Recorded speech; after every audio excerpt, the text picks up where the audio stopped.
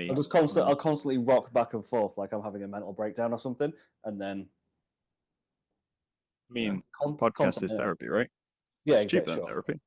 That's what modern therapy is, basically. Is listening to podcasts and being on YouTube. Uh-huh.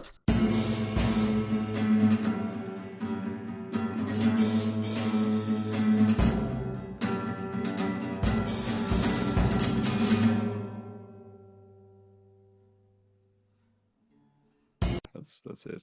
But either way, welcome to the podcast, guys. Once again. We've never been here before. We have. We've been here quite a few times. That's only my second. Oh, you have? Yeah, Amy's only in the second. No, it's my second one. Yeah. Sure. I've been here every year since its inception, I think. The only one you missed was the first year. Yeah. It's just New Year's sort of tradition at this point, isn't it? Yeah. We're actually a little bit early this year. We are early this year, to be fair. We're on it. Even with your kind of interest of the year, whether you want to be in this or not now, it does seem like I'm just going to record you on the first of the month regardless. Whether you want to do it each year, I'm probably just going to ask you or make you do it each year. Yeah, or you'll just phone me and be like, what are you up to? I'm like, by the way, this was the podcast. Bye.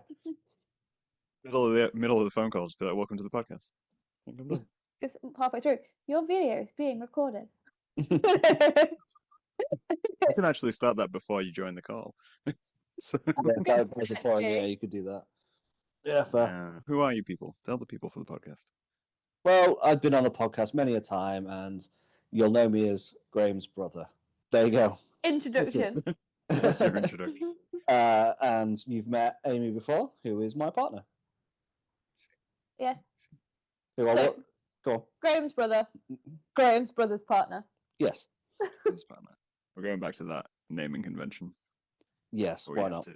And family members. Before you jump in and ask us what do we do, it's the same as always. I'm a graphic designer, content creator, and actually one change this year is I went freelance. I left my job, my day job, and went freelance doing it, which has been fun.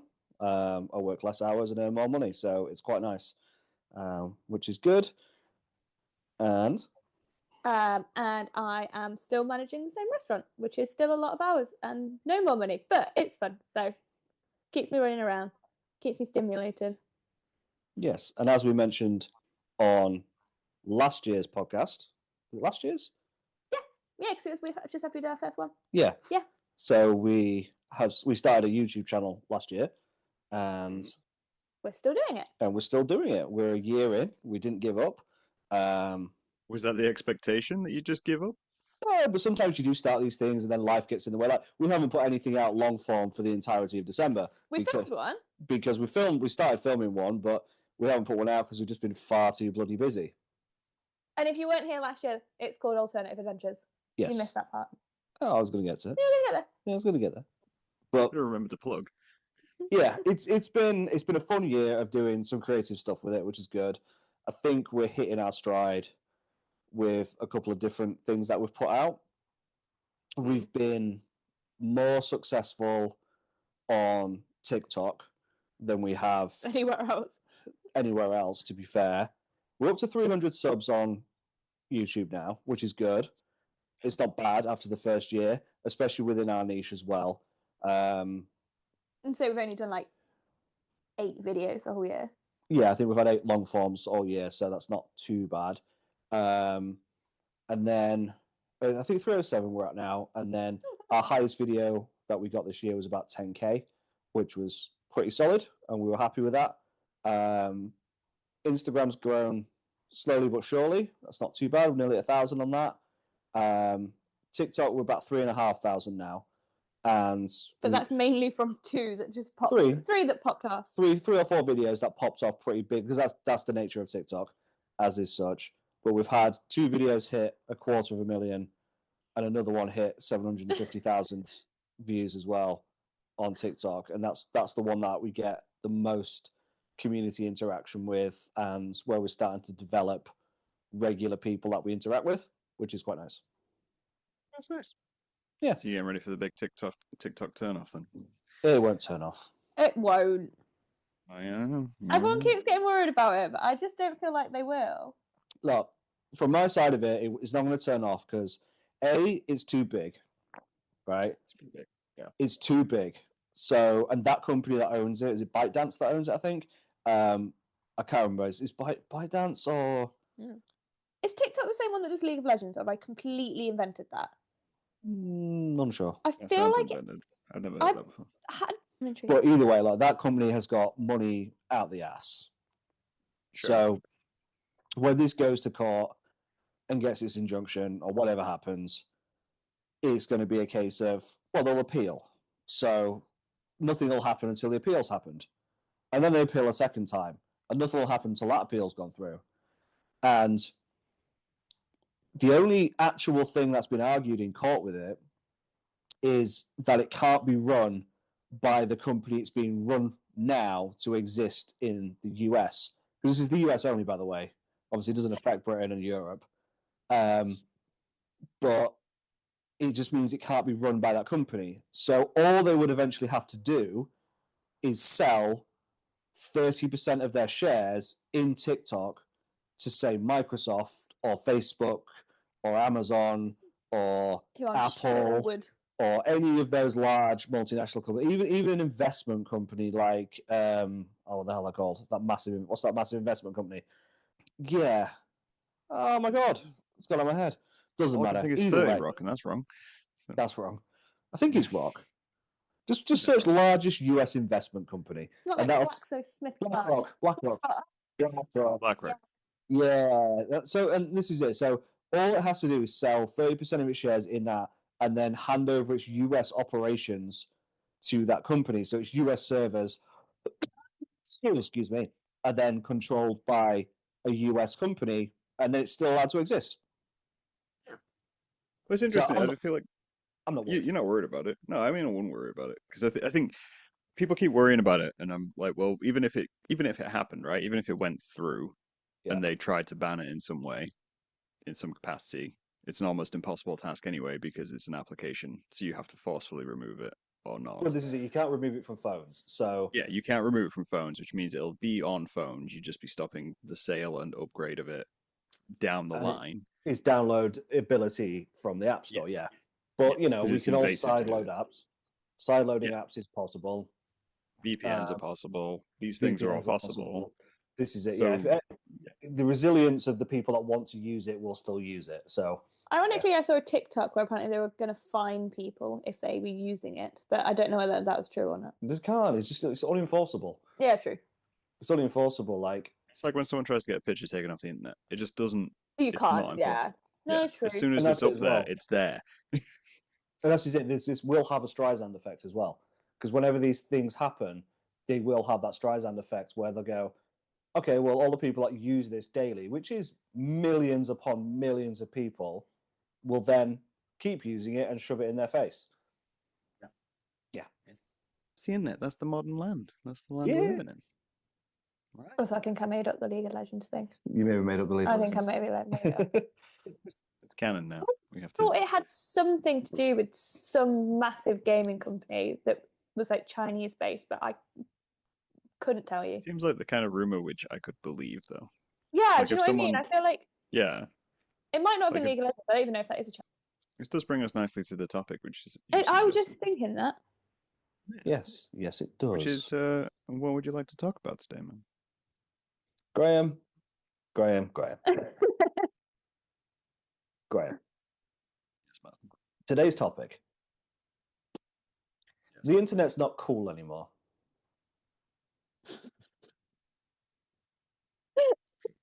When you sent me that topic, That's not fun anymore. the first thing which I thought about was Right there. you sound like a 60-year-old man talking about music, about how things ain't cool anymore and they don't, Kids do don't know what what they're they're meant to talking do. about. No, I'm not going to sit here and go, oh, it's not the same as it was back in my day. Well, that's what it could. I mean, I have an episode which is basically that, which is just complaining about YouTube. But You kids and your chicken talking and your it's like no, like the crux of it is, right, and I've been thinking a lot about this lately. There's been quite a few videos that have popped up on YouTube about this recently. Is we now have a layer on top of the internet, right? which is the Internet of Things, I think it's called. I think that's what that refers to. So if you're putting content out, of course you can make your own website. Okay, and when I say content, I'm talking anything. Video, uploading some pictures of a painting that you did, some writings that you did, whatever, right? If you want to put stuff out there, of course you could make your own website. You could make grahammakesart.com. There you go. Okay, and no one's going to find it, right? The chances of finding it are very slim. You then have to go drive people to that website, which back in the day when that kind of thing happened, there was forums and kind of things like that for doing that. And because we didn't have this layer on top of the internet, we kind of had things like RSS feeds. So when I was looking for music news, I would go to a music zine website that I liked or a blog that I liked, and I would go, okay, cool, I'll put that in my RSS feed, so that will keep me updated via that. And there's sites that I will go on, like Newgrounds, right? You're on Newgrounds, and you see what's new. You click in the news section, and you see what's new. Or you go to a category section, and you see what's in there. And someone will tell you about Newgrounds, and it's like, oh, cool, we can go to Newgrounds now, and that's the thing that we do, and blah, blah, blah. Either way. What I'm getting at is now, the bulk of things that go on the internet now go through social media or various offshoots of social media like Medium or various video hosting platforms. Even when it comes to things like imagery, if you are a jewelry designer and you have your own Shopify store, you're more likely to get discovered by Pinterest than you probably are anyone searching for cool jewelry in silver, blah, blah, blah. Because there's just this whole layer. I mean, you go on Google and you search on Google, and if I search a business name, what's the first thing that pops up most of the time, especially an independent business name? It's going to be an Instagram account, a Twitter account, or whatever. That's going to be that layer on top of that. And I think what's happened there is that's obviously caused people to then create specifically for the algorithm. You keep saying I say it weird. It's algorithm, right? It's algorithm. Yeah. Yeah, you were saying a logarithm. I was saying a logarithm. I don't You were know. adding an O in there. Extra O, you know. Algorithm. We're okay. Yeah, and because you have to create for that, it kind of waters down what you do. Like, I mean, we do it, right? Yes. We cater our content to what we think will pop off. Or even if we don't cater it to what we think will pop off, if we've got several ideas, we knew one of them will do better, we'll go first for the one that we know will pop off. Plus, we might change how we do something slightly, because it's just like your thumbnails. We hate those like thingy, like what they call like clickbaity thumbnails, but we did it like once, and that was the one that got seen. So we were like, all right, we're gonna have to do some version of this because we have to. Not have to, but like, if we want it to get seen, it's better to do it. Yeah, for sure. It's like I like YouTube videos that have intros.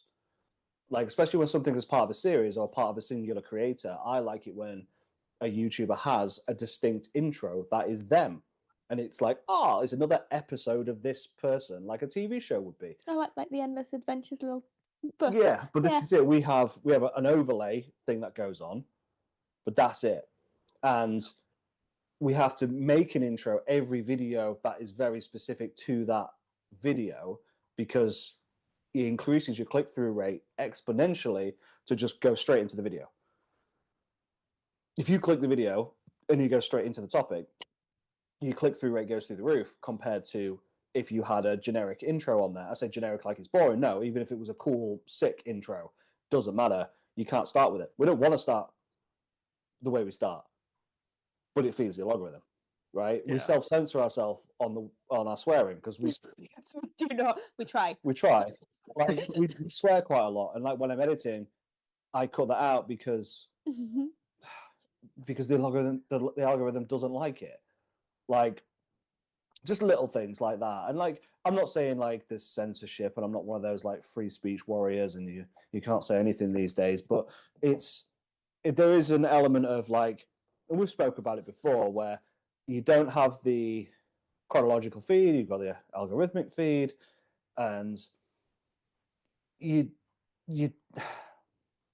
I guess what I'm getting at is, it's very hard to be yourself as someone putting things on the internet now, because there is this layer of barriers, and because it's so machine driven and so excuse me, sanitized in a way, that it's very hard to find that cool stuff that used to exist. Like the weird and the cool doesn't exist. I don't know. I'm hoping I'm explaining that well. If that, do you get what I mean? I I think a lot of understand it, what you're saying. yeah, Sorry, go ahead, Do you Amy. get what I mean? mostly. I Yeah. do get what you mean. It's basically just you're pushed certain things. You're pushed certain things, but also you're pushed towards the social media. And unless you've, it's like tattooists is the easiest way to do it. Tattooists should be seen by their art, and that's how you should pick, and that's how who people should have the massive following. But unfortunately, if you can't get yourself out there on Instagram, TikTok, a lot of these people aren't getting the work that they deserve, even though they're incredible, because they don't have the TikTok presence. Well, the worst thing with tattoo artists at the minute as well is the algorithm doesn't like art. So a lot of the time, it doesn't like static images of art. And again, your face is always going to increase your click-through rate and your views, right? So there's a lot of tattoo artists now who feel forced that when they want to show their art, they have to be like, hey, here's my latest things, and then go into the art and actually have that in there. And it's like, that sucks. That kind of sucks. But Yeah, I mean, I hear that. yeah. Like, you make an image, and your image does not represent anything to the algorithm because it's not anything. It needs a human face. It needs something to latch onto, to be like, oh, this is a person, so therefore we can push people to people. But even 'Cause it's not even the algorithm at this point. It's the audience as well. yeah, that So too. As well, you don't want to yeah. just be pushed something constantly. You want to see faces and relate to the people around it, which Yeah, well, makes this is it. People just react to that. Was yeah. because people don't have to look anymore. That's the other side of it. When I was looking for cool stuff when I was younger on the internet, I had to look, and I would spend a lot of time on Google. Like, right, dumb example, but we used to when we were kids, teenagers, we used to follow this backyard wrestling federation called EBW, Extreme Backyard Wrestling, right? And one day, Ollie had found them, and we found their website, and they updated quite regularly, and they had clips on all the time, and it was great. We were always looking for another backyard wrestling federation to latch onto. So the amount of times I would spend time Googling different phrases to try and hunt through all the links on like the first 6 to 10 pages of Google to find another great backyard wrestling fed that updated as much as EBW did. Was now, if I was into backyard wrestling, I wouldn't even start at Google. I would start on Instagram or YouTube. It's funny because I was thinking about this before you came on, and I kind of already knew. I knew what you were going to try and say, Yes. right? Because ironically, every time we meet every year to talk, we end up on this content discussion. Yeah, it And happens, doesn't it? yeah, it's just what happens because it's the thing which, bothers us in our day-to-day life. And I was thinking about the idea, we mentioned it before, like the internet crust of there is this layer of over everything of how hard it is to find stuff you actually want to watch compared to the Mm-hmm. stuff which is pushed to you, and how all of that interlinks with being connected to ad revenue and stuff which does respond to click, which is why rage bait's so big and anything sexy is big, but then you can't show sexy things and you have to censor some things. And it becomes almost unmanageable to make anything because you have to make what you've already seen Mm-hmm. because you know that's successful, right? On Yeah. YouTube, on TikTok, or anything. You have to see what's been big and then repeat that because you know that's safe. It's safe enough to have already made it at least once. So a lot of Yeah. creators do that. But the interesting part, which is what you just brought up, was when we were kids, I don't remember being able to find anything I wanted on the internet. I remember going into the internet and thinking, this is going to be so cool. It's going to be so much cool stuff. And then it was never there. It was never just available at ease in a way of searching, of being like, I can't stumble across anything. The stuff which I stumbled across from was always in person. And it was always like recommendations from a friend, like you say, from Ollie. Yeah, I think there's a big difference with from when we're kids, and then Or even as a from when teenager. I think there was a sweet spot between maybe no 16 is too young because 16 we were still using MSN Messenger and LimeWire and things like that, and like because this is another point I'll get onto in a second. Um, Back then, the internet was almost like a repository of stuff, and you almost had to know what you were searching for. Yeah. So there's literally two sides to this. You don't want a big repository because a big repository, some people do, some nerds do, but a big repository of stuff is garbage, right? It's Not pointless unless you know what useful. you're looking for, right? I Yeah. want to pull the MP3 of Slipknot, Wait and Bleed, right? I have to know I'm looking for that, but I can't on back in the day on peer-to-peer sites, you couldn't search metal and have a discovery of metal. But you would rely on magazines and things like that to tell you what cool stuff was out and describe things to you.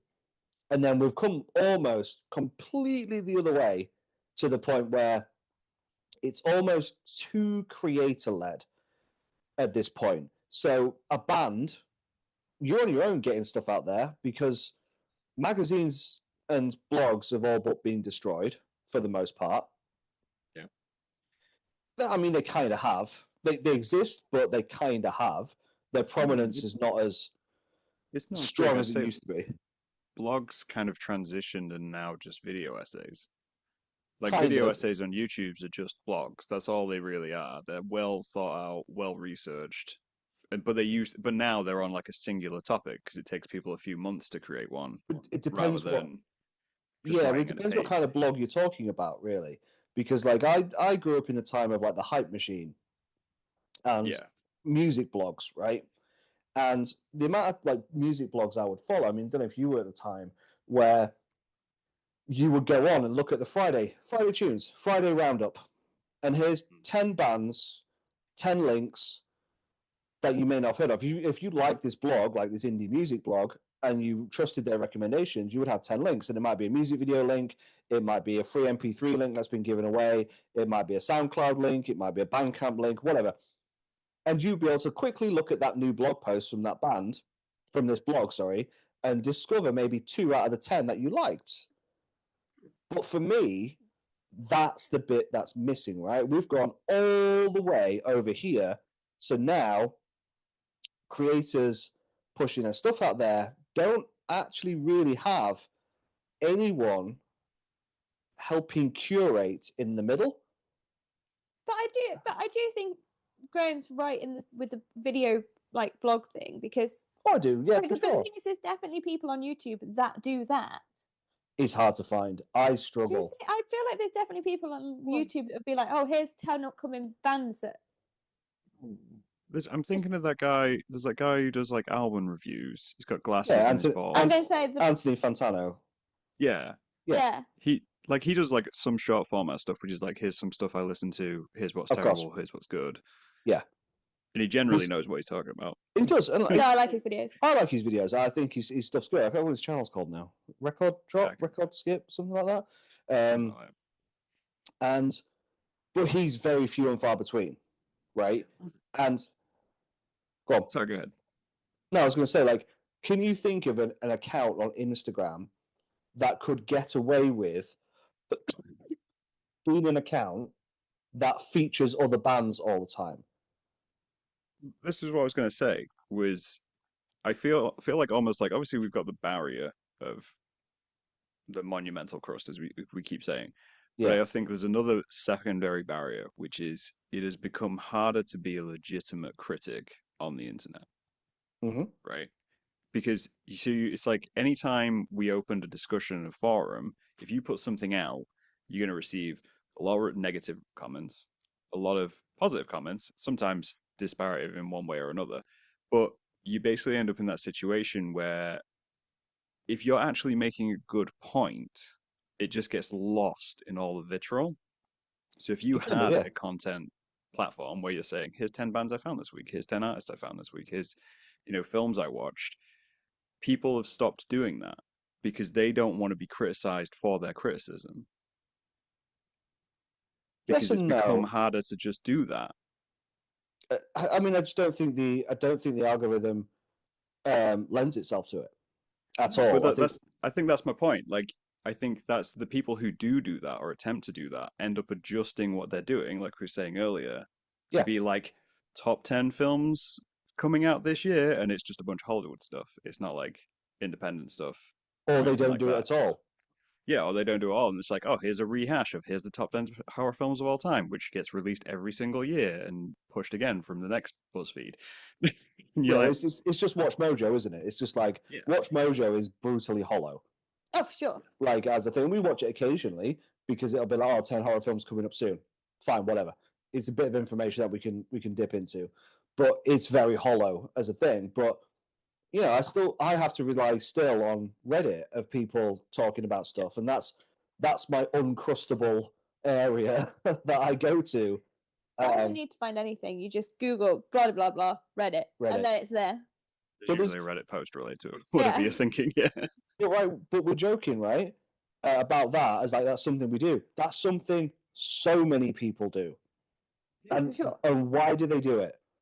Because where else are you going to get real human recommendations of stuff?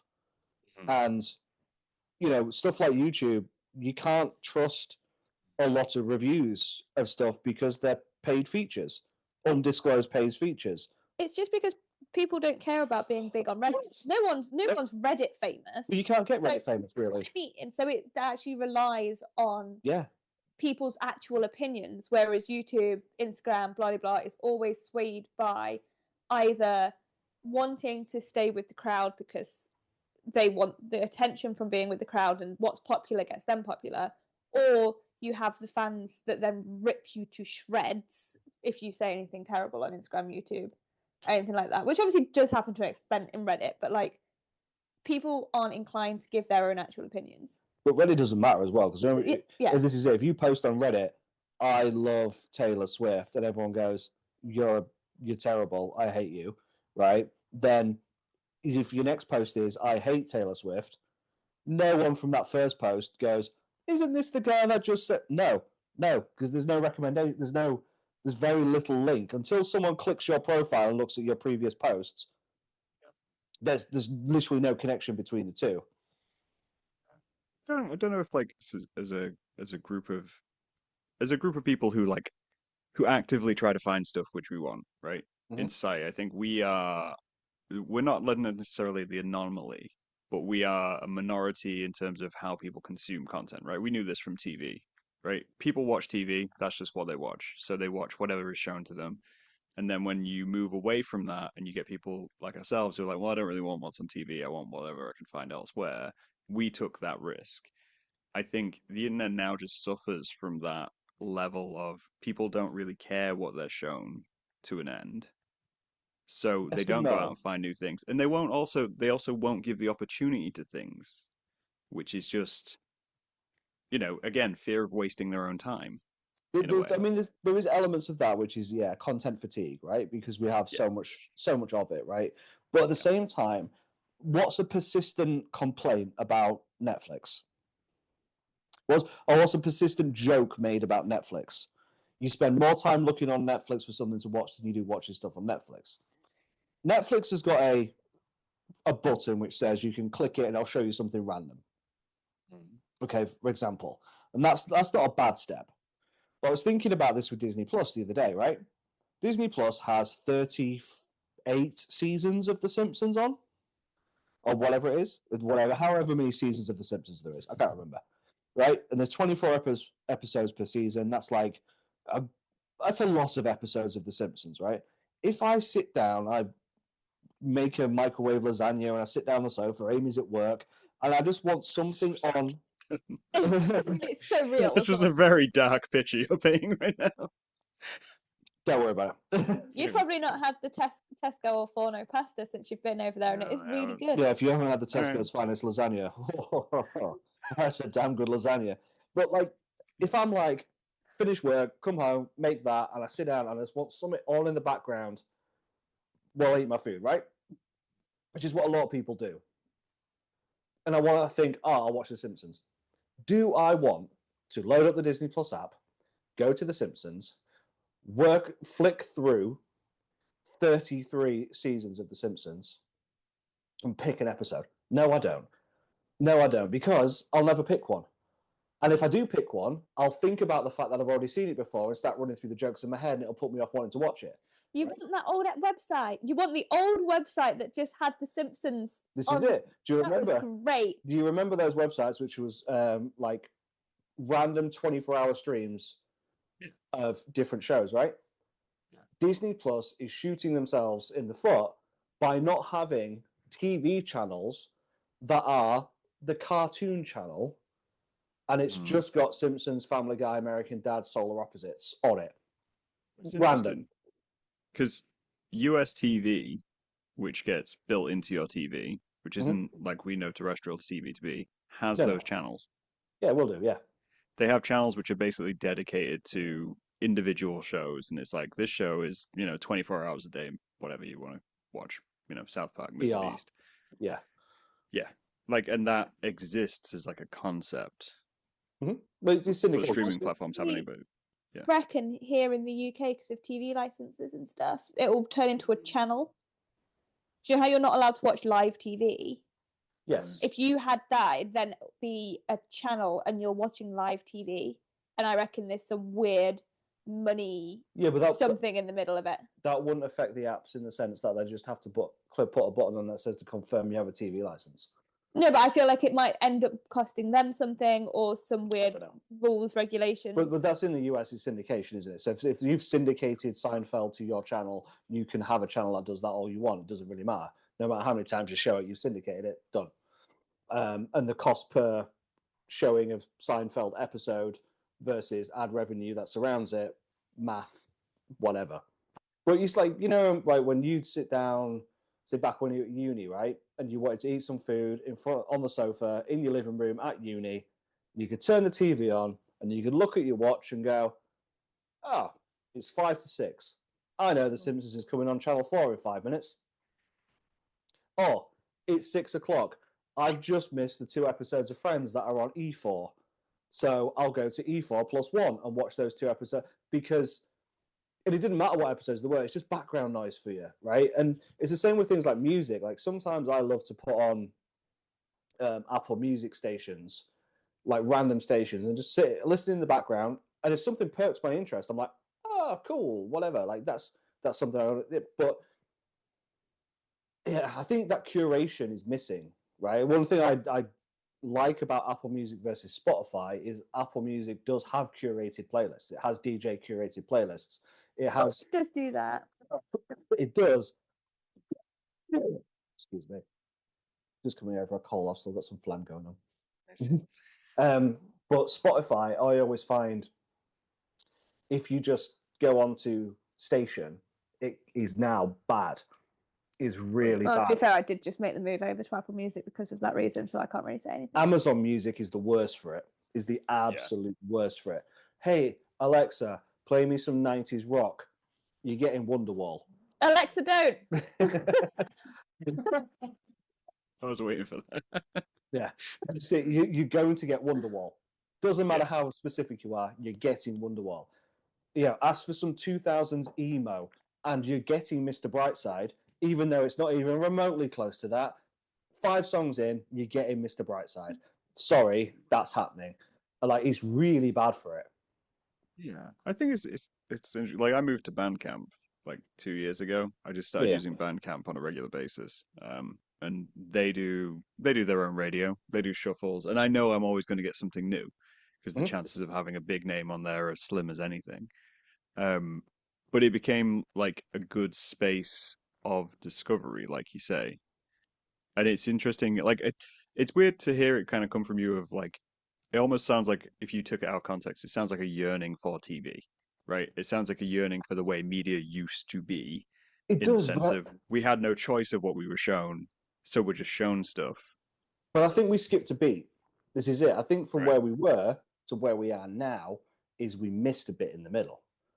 We went from you get shown what you get shown, and fuck you if you don't like it, right?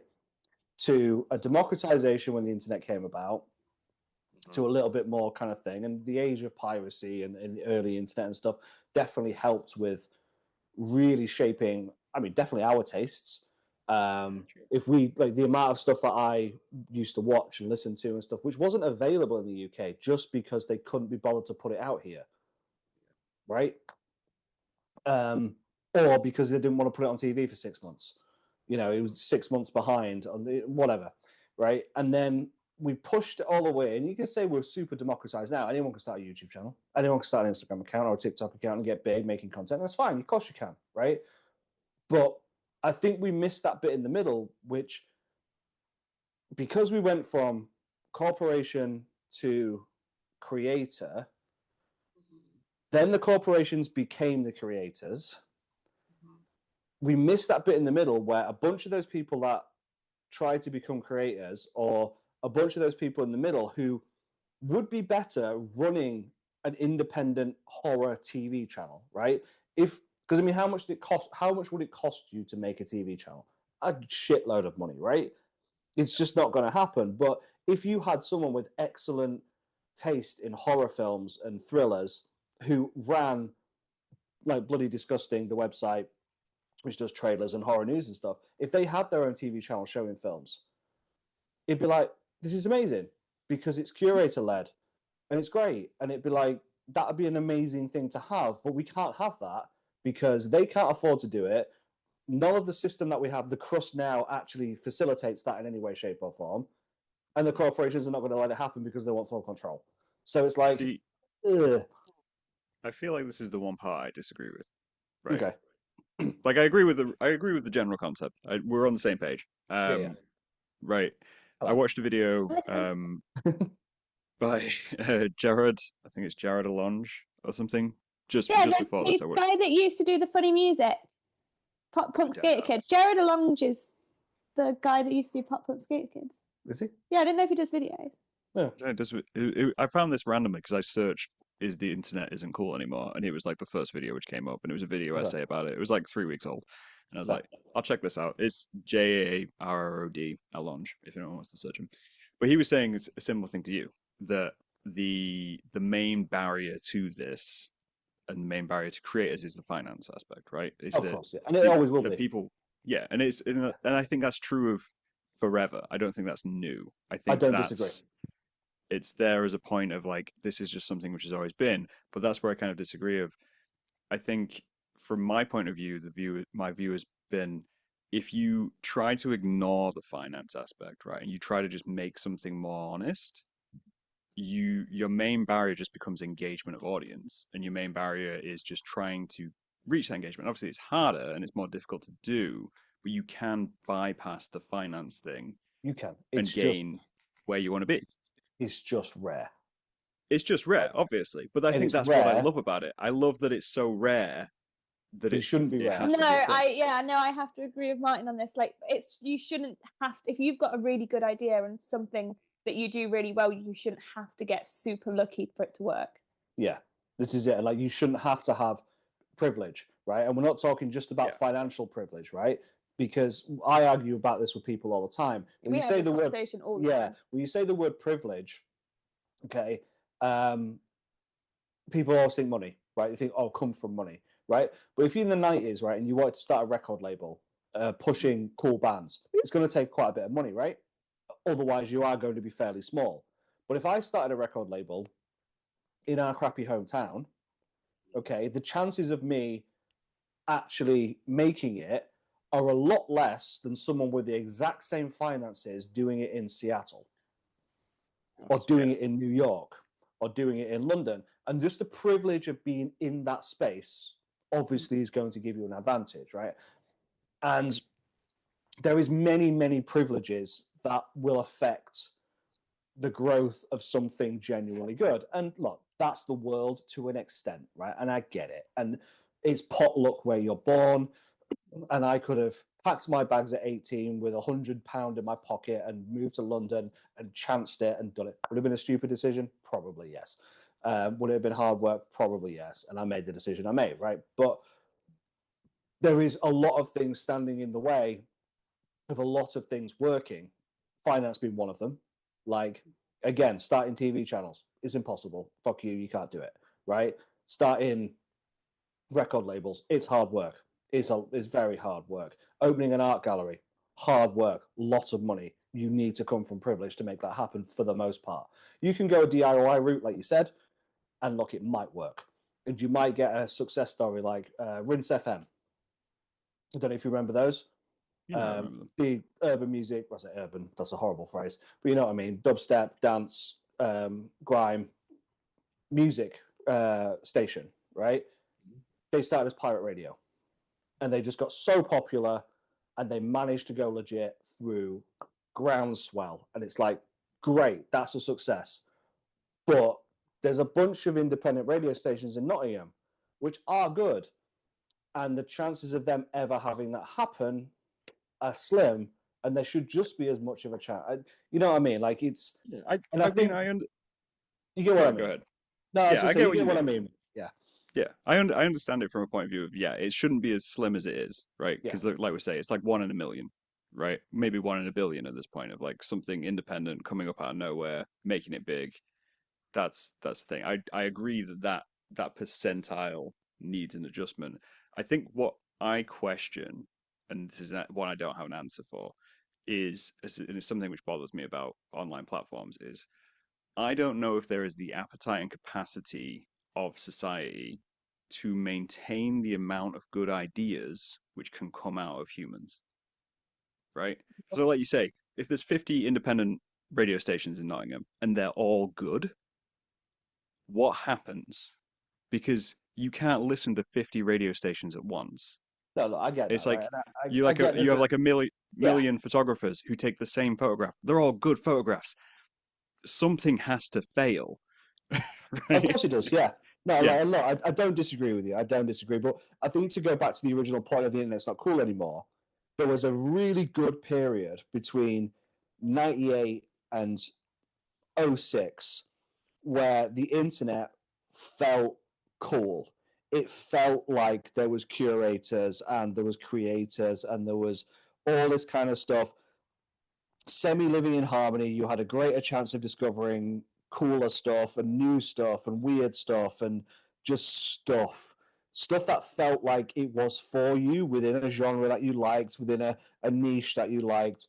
And then we've gone back to the Do you just think it was because it was like before then the internet wasn't big enough to have anything on, and there was just a sweet spot where there's a bit for everyone, and now there's so much for everyone that it's just so difficult to actually find anything you want because there's hundreds of thousands of. Yes and no. I mean, in my head, it just feels like that's the sweet spot where there was just enough for everyone, and you're overwhelmed by choice. Yeah, for sure. Like, and I think there's a part of that, and like you say, it's the Netflix thing where you're overwhelmed by choice, so you don't know what to watch, right? But at the same time, I think what we've ended up doing is going back to the early '90s, late '80s for TV channels. You know, in Britain, you had 1, 2, 3, 4, 5. That's what you had, and like we've gone back to that now. We've got Facebook, TikTok, YouTube, Instagram, Twitter. We're back to that now. That's what we're back to. We're back to your 5 TV channels controlled by 5 corporations that tell you what you should watch.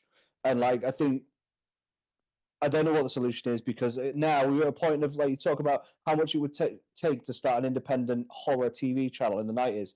How much is it going to take to make us to a social media app now? But you still wouldn't. It wouldn't, even if you made your own social media app and for whatever reason it got big, it's still going to fall into the same trap as TikTok, Instagram. Could do, but in my head, like because the audience wants what it wants. How much were you both on Twitter in? I've never really been on like Twitter. 08, 09, 10. Wasn't, but I know it was big. I know for most people it was like a daily thing. I mean, it was, but it wasn't huge, right? Twitter has always been the outlier. It's always been the little one compared to some of the others. but it was so good for getting into a pod, right, of stuff that you liked, because it didn't throw in random tweets from people that you didn't follow. It didn't throw in random shit all the time. If a retweet came from someone that you followed, you could pretty much guarantee it was going to be within your taste. And that whole arena was very good at the time for discovery and curation. And like, I would follow plenty of people who were just like just a dude who liked music that I liked. And the amount of stuff you would get off them was incredible. But we don't have that anymore, because the current crop of platforms that we have and the crust doesn't allow for that, essentially. And that's, I don't know where this point comes from, but I don't know, I just feel like the internet's not cool anymore, guys.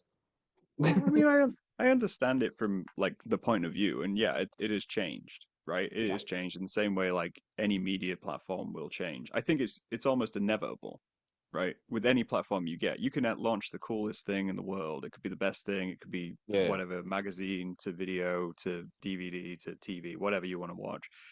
Over time, money comes in, man with money, woman with money, rich ruins the thing, because as soon as you make it a profit, then it becomes about the profit. So I think, and I was chatting to Dennis Ball on podcast previous this year, and we were saying of, if anything, what it made was the value of like human recommendation, person to person, not online and not on media, even more valuable, because I'm listening to what my friend says is good, right? I'm listening to anyone around me who wants to recommend something and says, yeah, this is worth your time, this is worth your effort. Like I go to the live shows because I know I'm going to see a band who I would never have heard about. Right? You go to the big gig now to hear the opening act because there's a chance you've never heard of that opening act. You don't know what they're going to be like. So it's shifted that value, like you say, but it's shifted that value back to kind of one-on-one interaction and finding that. And I think, like you say, Reddit is the open forum of that at the minute, where you can still do that. You can still just follow a guy because they happen to comment on things which you like to comment. Yeah, for sure. It's Yeah, just not the most streamlined UI best way to do it. Reddit's an off-putting UI for most people. Yeah, for most people. And that's what we kind of need. It's like we need that interaction to increase, where we can be comfortable telling each other about things which we want to tell each other about, and having recommendations from strangers, and get a better system or other platforms like Reddit, which are mirrored to our own interests. And that should help. And just ignore the stuff we see. Move away from dependency on those platforms. Of course, it's just hard to do. Yeah, obviously. It's hard to do. I mean, one of the things I've been talking to a couple of people about recently is I was talking to a client about likes on Instagram, right? And they said, "Oh, you just don't get as many likes these days, right?" And you look at your analytics, and your views are pretty good still on Reels, and your saves are good, and your sends are good, but your likes aren't there. And I'm like, yeah, because there's no reason to like it anymore. Okay. And if you like something and you want to share it with people, you'll do that. Okay. For the most part. And like, that's a thing. And they're talking about why views have gone down on a lot of these platforms in general. And it's group threads. Right? How much time do you spend in your Wives Without Rings group thread compared to a lot of social media? A decent amount.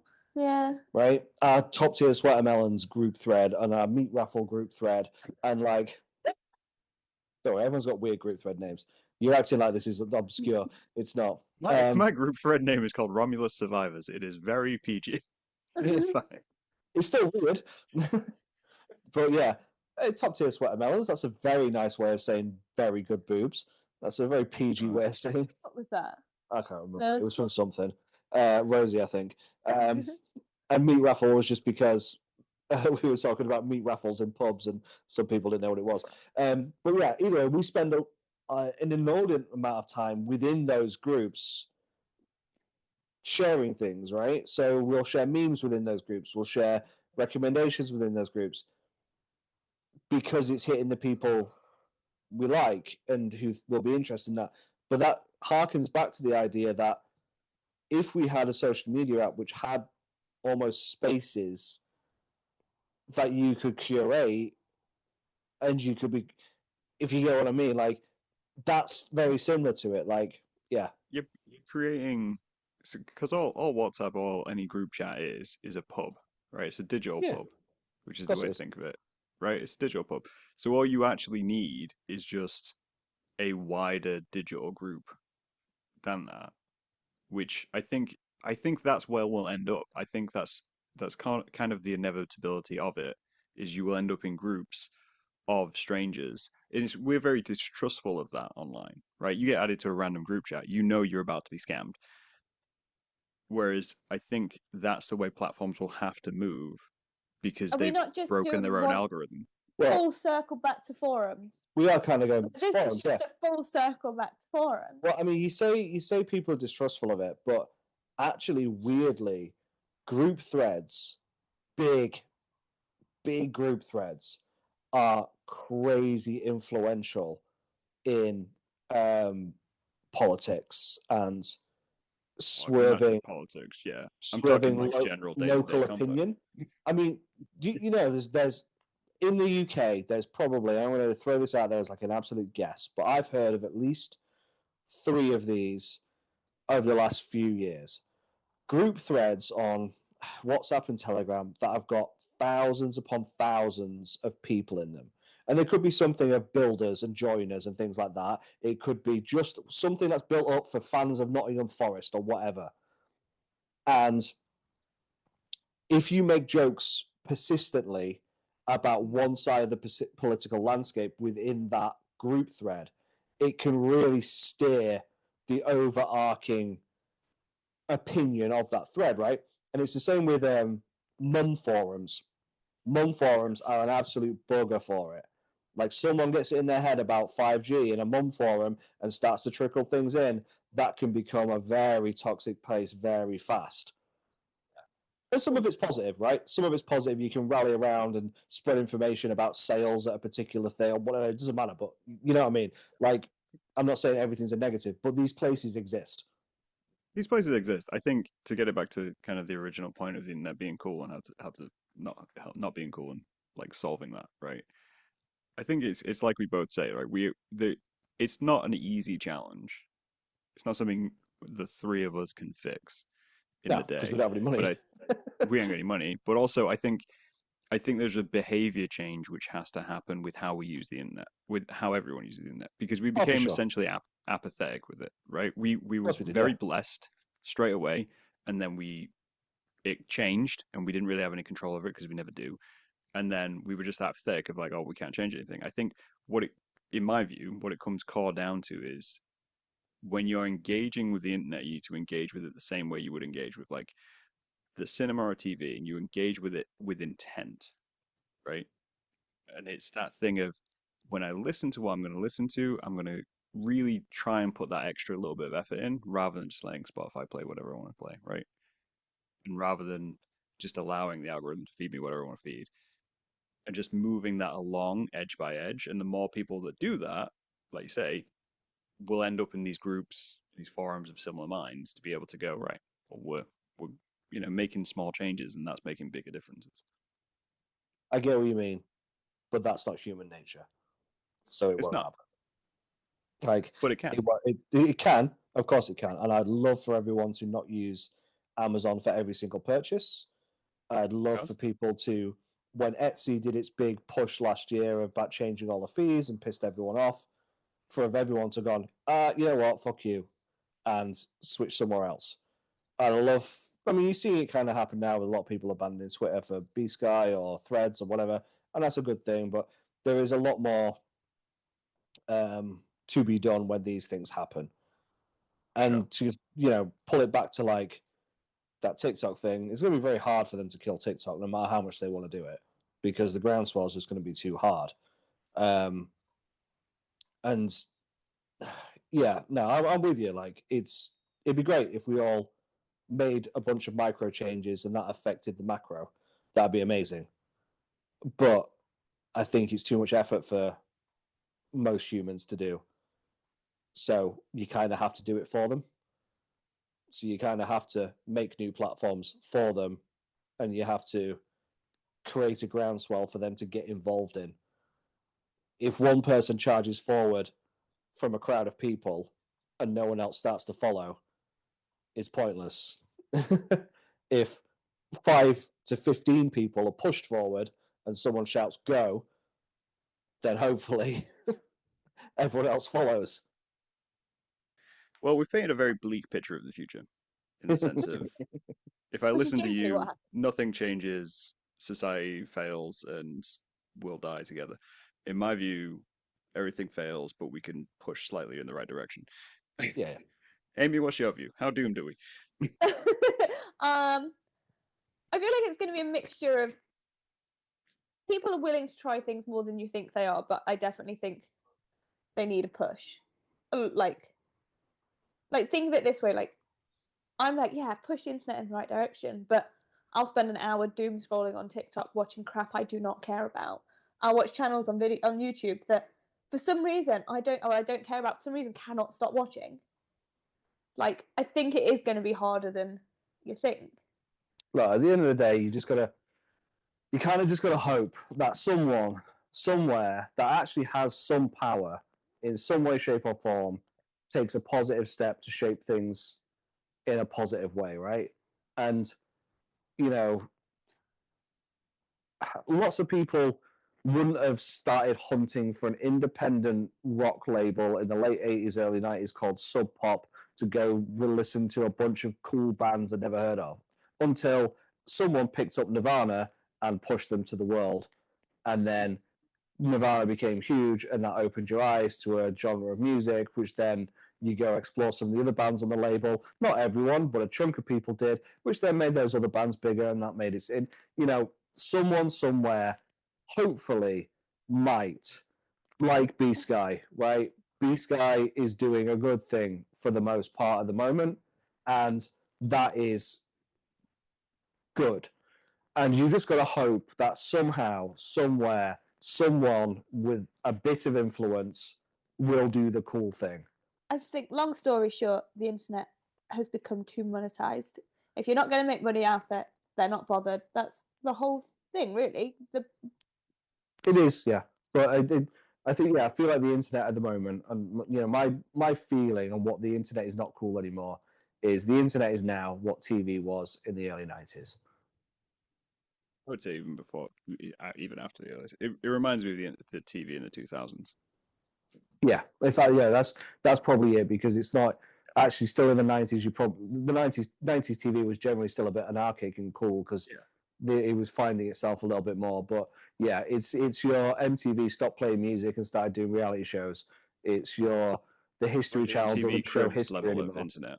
That's where we're at. Yeah, We're at We're the in the crib MTV stage of Cribs internet. era. Yeah. And we're in the that's what we History need. Channels.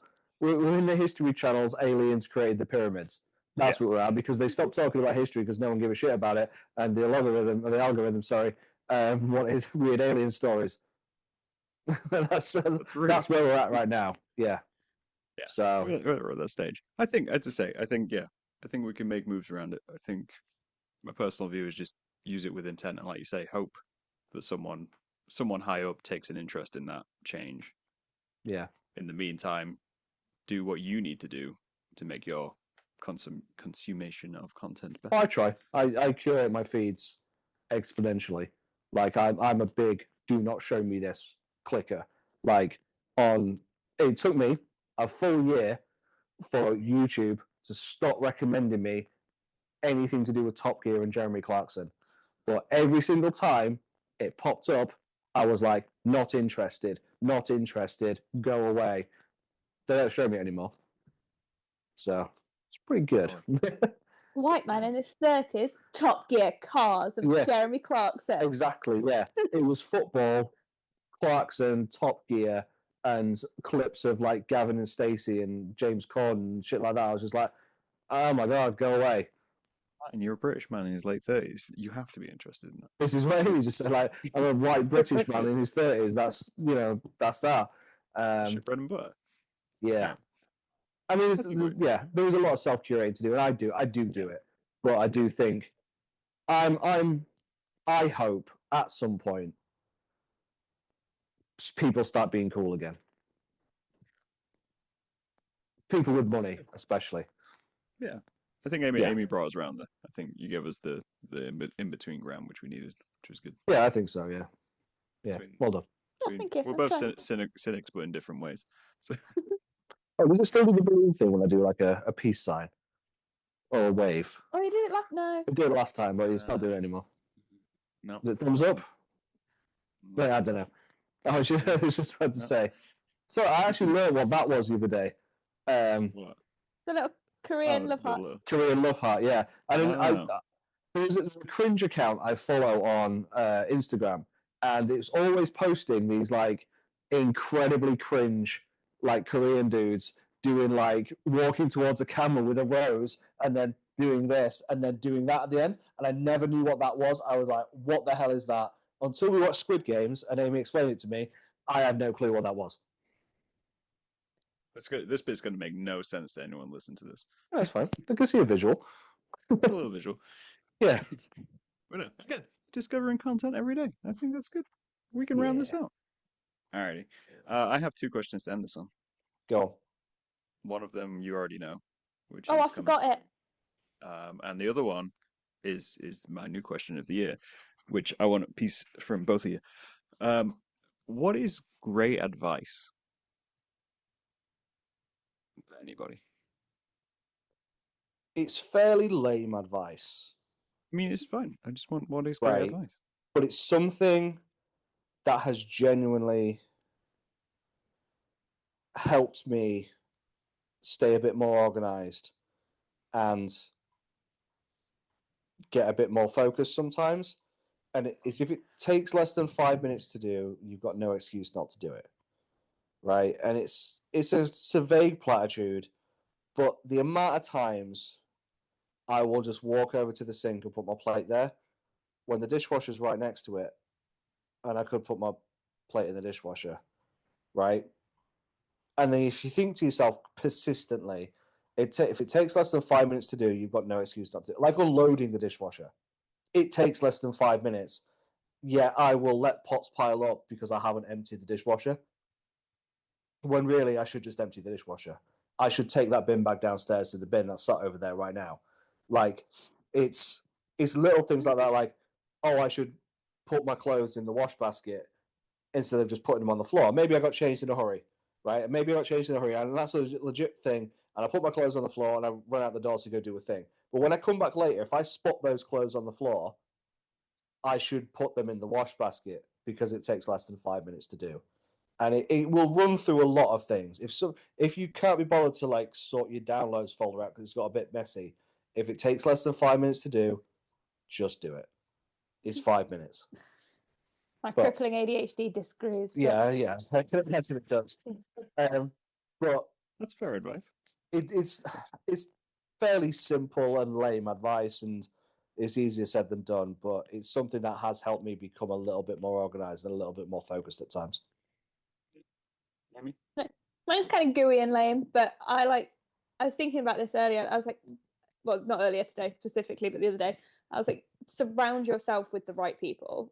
Cut off those people that aren't helpful for you is the wrong word, but you know what I mean. Like, if those people either bring you down or you have nothing in common with them, and it's just like a chore, don't put the effort in. And then surround yourself with people with the same interests, with people that want to do similar stuff to you, even people that might not have the same interests but are interesting enough to like teach you new things, and like just surround yourself with the right people. Don't make effort with people that don't deserve it, basically. I've done that for a long time. Yeah, it's such a over this past 2 years, I've cut off a load of people that was making life miserable. I found some new people that I'm putting the effort in, and it's making life way more fun or teaching me new things. And it's just like, oh, actually, life is generally a lot better when you've got the right people around it. Yeah, practical advice to wholesome advice. I like it. Well, working in hospitality, you're surrounded by a lot of acquaintances and not a lot of friends.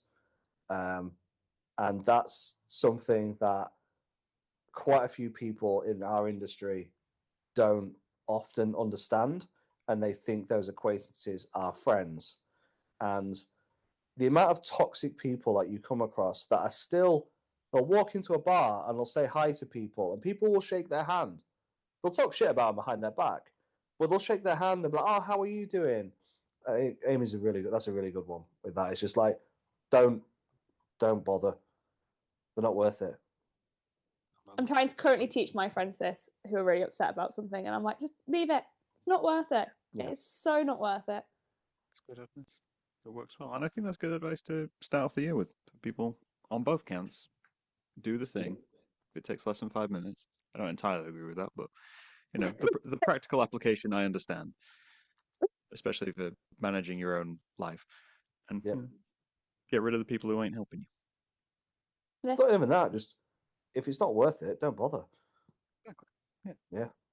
I like it. All right. Well, thank you for your time, guys. All good. It's been a while. All good. Well, And your second question was? my second question then we'll end on, which you already know. Yep. Right. Presumably. Yep. Jamie's forgotten. I forgot. Who should he interview next? Oh yeah. Oh, I've not thought about this one. I don't think about it either. No. Even though I know it, I haven't thought about it. You had a whole year. You I knew this was forgot. coming. We thought of loads after the last one. Do you remember? We sat at home and was like, oh, we could have said this, we could have said this. It's all gone. Yeah. What YouTubers have we started watching recently, which were fairly small and... Oh, that guy, not small, but that guy that goes up through all the small towns in America. He'd Yes. be great. Yeah, he would be good. I'll find his One name. sec. So basically, That he's guy. just this guy, and he like travels all over the states, but he goes to like small towns or like run-down towns, and like speaks to like the people that live there and stuff. And it's always like really, really interesting. Like, he goes to like some really remote places, or like some places where like disasters have happened and stuff, or like. So his name is Peter Santanello. That's it. It's good. He has got 3 million subscribers. Oh, I didn't realize it was that big. However, I think most of them he's come across very recently. But yeah, he goes across a lot of places in America, Deep South, Appalachian Trail, different places like that, and just looks around at what's going on and takes very honest, open looks at these areas. Sounds interesting. I feel like Yep. it could be a good vibe. I'll try. I feel like you'd enjoy it as well. Yeah, I think you would. I can't think who else we've subscribed to recently that Would make sense. would make sense. Yeah. You can always send me these offline. No, we can do. Could do, but you know, Sentinel, like to announce them. Oh, actually, tag 'em in. tell you who you could talk to. The Endless Adventure. So it's a travel channel that we watch. It's just a couple from Texas, and we just really like their content. We really vibe with them. They're very us. Like you'll look at them and you'll watch them and go, "Okay, this is just you guys, but Texan." And it's like, oh, "Okay, yeah, fine, yeah." That worries me in some ways, but Yeah, yeah. We'll see how that pans out. Yeah, fair. All right. Fair play. Well, I think we can round it out then. Well, thank you Yeah. for your time, guys. It's been all lovely right. to speak to you as always. And all good. we'll Always. catch up in a year's time. We've put the world to right as is. Yeah, we just won't the speak way. to you now for a year, and I then mean, we're going to see you in February. I mean, yeah. Oh, maybe. Yeah. maybe. Maybe see if we don't see you in February. We'll see you in March. We'll see you in March when we're in New York. So, yeah. And then in May. Right. And then in May, And then in May, our when friend's wedding. we're at the same wedding. Yeah. So Yeah, there's a few so- moments when we will come together as a group of people. in the Yes, future. we'll see you more this year than we did last year, seeing as we saw you once last year. So, yes. Yeah. Alrighty. Well, on that note, we can round it out, and we will talk to these guys later. Have fun. Fun. I wanted to do the balloons. Why is it not doing the balloons? I don't know. I don't know.